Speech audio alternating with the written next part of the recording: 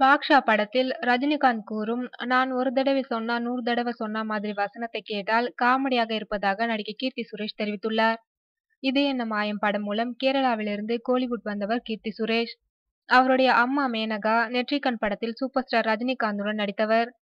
கீர்த்தி சமீபத்தில் டிவி நிகழ்ச்சி ஒன்றில் கலந்து கொண்டுள்ளார். அந்த நிகழ்ச்சியில் கேட்கப்பட்ட கேள்வி ஒன்றிற்கு அவர் அளித்த பதில் பலரையும் வியக்க வைத்துள்ளது. தமிழ் சினிமாவில் எந்த வசனம் காமெடியாக உள்ளது என நினைக்கிறீர்கள் என்று அந்த நிகழ்ச்சியில் கீர்த்தியிடம் கேட்டனர். அந்த கேள்விக்கு மறைக்காமல் உண்மையை தெரிவிக்குமாறு கேட்டுள்ளனர். பாஷா படத்தில் ரஜினி பேசும் "நான் ஒரு தடவை சொன்னா 100 தடவ சொன்னா" மாதிரி வசனம் காமெடியாக உள்ளதாகவும், அதை கேட்கும் போதெல்லாம் தனக்கு சிரிப்பை அடக்க முடியாது என்று கீர்த்தி தெரிவித்துள்ளார்.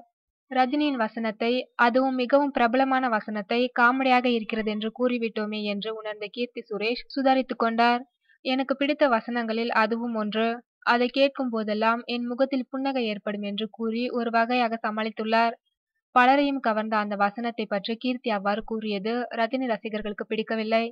இப்பொழுதுதான் நடிக்க வந்துள்ளார். வந்த வேகத்தில் ரஜினியை கிண்டல் செய்வதா என்று ரசிகர்கள் மத்தியில் முணுமுணுப்பு ஏற்பட்டுள்ளது.